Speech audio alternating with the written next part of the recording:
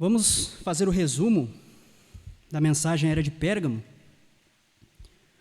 Na última oportunidade, lemos das páginas 173 a 174.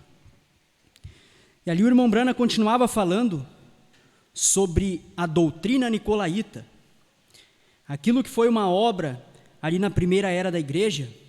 Aqui nesta terceira era da igreja, a era da igreja de Pérgamo, já era uma doutrina e virou uma imposição. Você deveria aceitar aquela doutrina ou sofreria as consequências.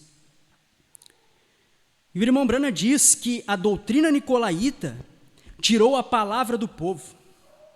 A doutrina nicolaíta tirou a palavra do povo, queimou os rolos de pergaminho, excomungou os verdadeiros mestres e disse que só o sacerdote tinha direito de ter a palavra em suas mãos e de a interpretar.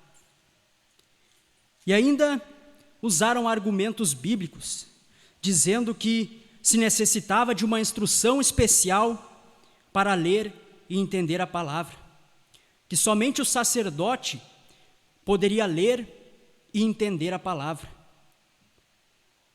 Porque até Pedro falou que as coisas que Paulo escrevia, muitas delas eram difíceis de entender. Usaram até um argumento bíblico. Eles disseram, é preciso instrução especial para ler e entender a palavra. Então diziam que só o sacerdote, que só o bispo, que só o arcebispo e etc., tinha esta instrução para poder ensinar a palavra. Isto era nicolaítismo. Eles estavam separando o clero do leigo, separando os ministros do povo, se colocando acima. Não eram mais servos do povo, como deve ser um verdadeiro ministro de Deus, mas agora eram senhores do povo. E eles, através destas falsas doutrinas, tomaram controle da mente e da vida das pessoas e os fizeram servos. Eles deveriam ser os servos do povo, mas através de suas doutrinas, eles tomaram controle da mente e da vida das pessoas. Você vê que foi isto que o imperador Teodósios X escreveu no seu primeiro edito de Teodósios, logo depois dele ser batizado pela primeira igreja de Roma. E ali, neste edito, ele diz: nós, 3 imperadores, determinamos que nossos súditos adiram firmemente à religião que foi ensinada por São Pedro aos romanos, a qual tem sido fielmente preservada pela tradição e que é agora professada pelo pontífice Damasus de Roma.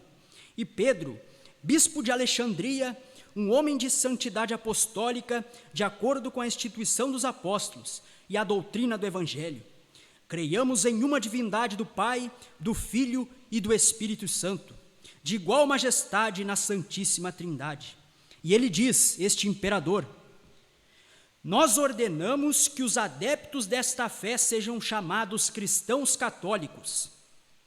Nós estigmatizamos todos os insensatos seguidores das outras religiões com o infame nome de heréticos e proibimos seus ajuntamentos clandestinos de assumirem o nome de igrejas. Além da condenação da justiça divina, eles devem esperar a dura pena que nossa autoridade, guiada pela sabedoria celestial, julgar próprio aplicar.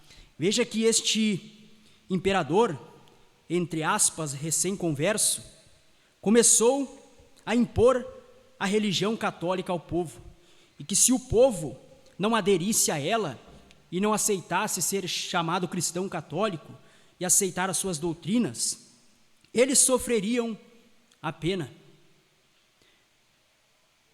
E eles dizem que a pena seria Deus que daria e que eles também a aplicariam. Eles tomaram controle da vida e da mente das pessoas. Eles impuseram sua religião e você não tinha direito de contestar. Aquilo que parecia ser uma liberdade religiosa, na verdade não era. Você tinha liberdade apenas para professar aquela doutrina, aquela fé daquela igreja apóstata de Roma.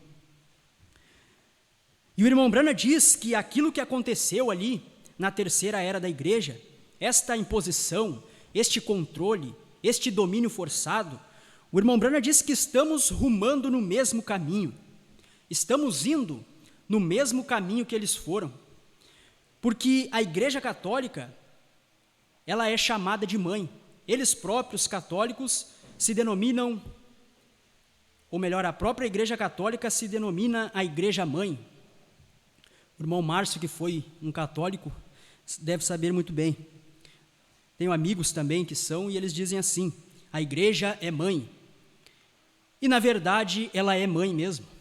A Bíblia chama ela de a mãe das prostitutas da terra, a mãe das abominações. Ela é mãe.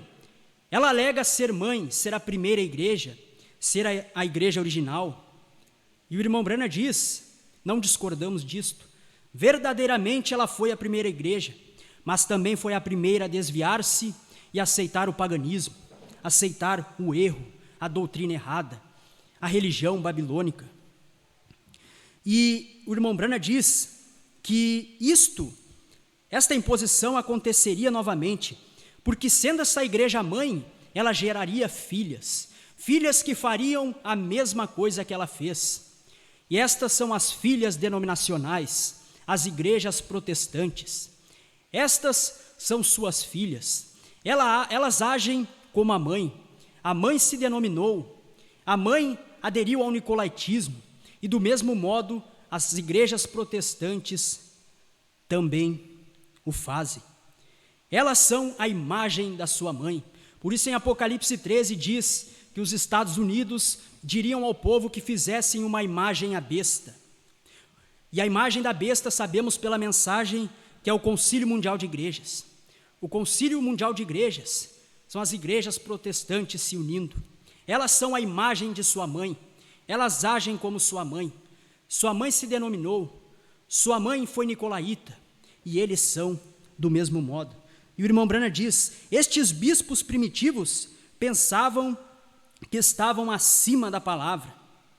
Eles pensavam que estavam acima da palavra, que podiam dizer algo que a palavra não dizia, que a tradição estava acima da Bíblia, que eles poderiam perdoar pecados, que eles poderiam batizar criancinhas. Eles batizavam, na verdade, para a regeneração. E muitos hoje, protestantes, ainda batizam assim. E o irmão Branham diz, não admira que as pessoas estejam tão confusas hoje. Se estavam tão confusas naquele tempo, tão perto do Pentecostes, então agora estão numa condição mais desesperadora, estando cerca de 2000 anos distante da verdade original. Eles estavam há 300 anos do Pentecostes e já estavam desviados. Que dirá então o povo de hoje, que está há 2000 anos do Pentecostes, muito mais distante?